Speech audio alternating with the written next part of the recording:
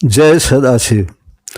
शिव मंदिर या शिवालय ऐसा पवित्र रहस्यमयी स्थान है जहाँ जाकर हमारी आत्मा, जो शिव का ही अंश है, शिव में या शिव समान हो जाती है।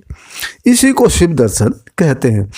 आज हम जानेंगे शिव मंदिर में स्थापित प्रत्येक मूर्ति और वस्तु का क्या रहस्य है। तो जब हम शिव मंदिर में प्रवेश करते हैं तो सबसे पहले नंदी जी की बैल रूप में मूर्ति होती है, जिसका मुंह शिव मूर्ति की ओर होता है। तो रहस्य ये है कि नंदी हमारे शरीर का प्रतीक है और आत्मा शिव का अंश है। जिस तरह शिव जी की सवारी नंदी है, हमारी आत्मा की सवारी हमारा शरीर है। जिस तरह नंदी सात्विक और ब्रह्मचर्य का पालन करके हर पल शिव की ओर ही ध्यान रखते हैं, उनका एक ही लक्ष्य होता है शिव की सेवा। उसी प्रकार हमारे शरीर के भी सभी कार्य आत्मा की सेवा में ही होने चाहिए। नंदी के बाद दूसरी मूर्ति कछुए की आती है, जो शिव मूर्ति की ओर ही मुख करके सरकता दिखाई देता है। कछुआ हमारे मन का प्रतीक है, जो यह समझाता है कि हमारा मन सभी इंद्रियों के साथ आत्मा के बारे में ही सोचे, शरीर के बारे में नहीं। क्योंकि कछुआ कभी नंदी की ओर नहीं सरकता, नंदी की ओर मुंह नहीं करता, शिव जी की मूर्ति की ओर ही जाता है। इसलिए हमारा मन भी सदैव आत्मा की ओर ही जाना चाहिए, आत्मा के बारे में ही सोचना चाहिए। इसके बाद मंदिर के द्वार पर गणेश जी की और हनुमान जी की मूर्ति स्थापित होती है। तो गणेश जी का सिद्धांत है बुद्धि और समृद्धि पर अंकुश रखना। गणेश जी के हाथ में जो अंकुश होता है और गणेश जी की मूर्ति हमें यह समझाती है कि जब भी ईश्वर दर्शन को जाओ या कोई बड़ा काम करो, शुभ कार्य करो, तो अपनी बुद्धि और अपनी समृद्धि पर अंकुश रखना चाहिए। दूसरे जो हनुमान जी की मूर्ति होती है, वो यह दर्शाती है कि हर जीव को बड़े लगन से सेवा और संयम में रहना चाहिए। यानी कि प्रभु की सेवा में, धर्म की सेवा में तत्पर रहना चाहिए और संयम रखना चाहिए। जब ये सब गुण आदमी के अंदर आ जाते हैं, व्यक्ति के अंदर आ जाते हैं या जीव के अंदर प्रकट होने लगते हैं, तो स्वाभाविक है कि जीव को कोई घमंड ना हो जाए। वो किसी घमंड के साथ ईश्वर के पास ईश्वर के दर्शन ना करे, तो शिव मंदिर का दरवाज़ा जमीन से ऊंचा और सकरा छोटा बनाया जाता है।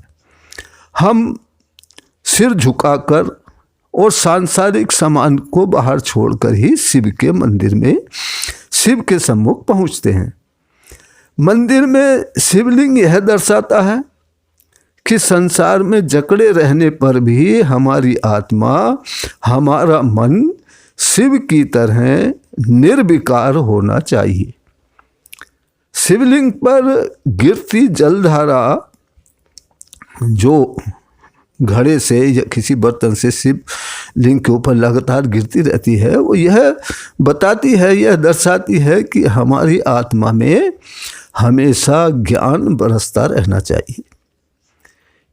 इसके बाद शिव की आनंद में मूर्ति, गले में सांप पड़े हुए, सिर से गंगा बहती हुई, यह सिखाती है, यह बताती है कि हमारी आत्मा सदैव आनंद में, प्रेम में और शांत रहे, ताकि विकराल शत्रु और मृत्यु को भी अपना मित्र बना सके।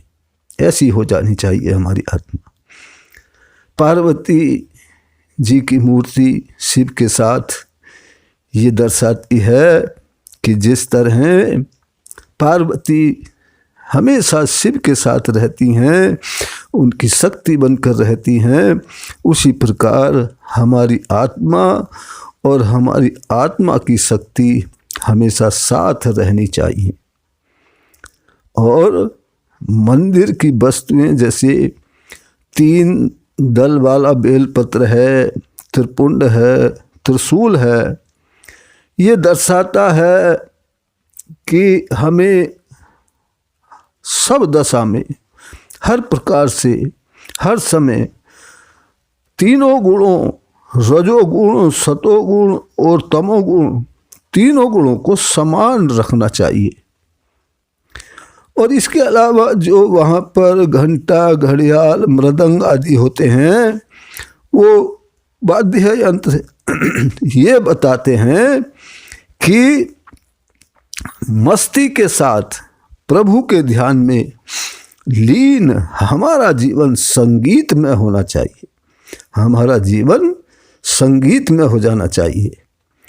मंदिर से निकलने वाला जो जल है जो उत्तर की ओर जाता है, वह यह दर्शाता है कि हमारी ज्ञान की गंगा सदैव उच्चतम की ओर बहनी चाहिए, अच्छी श्रेष्ठ उच्चतम की ओर बहनी चाहिए, क्योंकि हिमालय पर्वत उत्तर में ही होता है। और इस सब गुणों के आ जाने पर, इन सब गुणों के आ जाने के बाद जीव शिव में हो जाता है। ये है शिव मंदिर या शिवालय का तत्व रहस्य। तो आगे फिर मिलते हैं दूसरे रहस्यों के साथ। तब तक के लिए सभी को जय सदाशिव।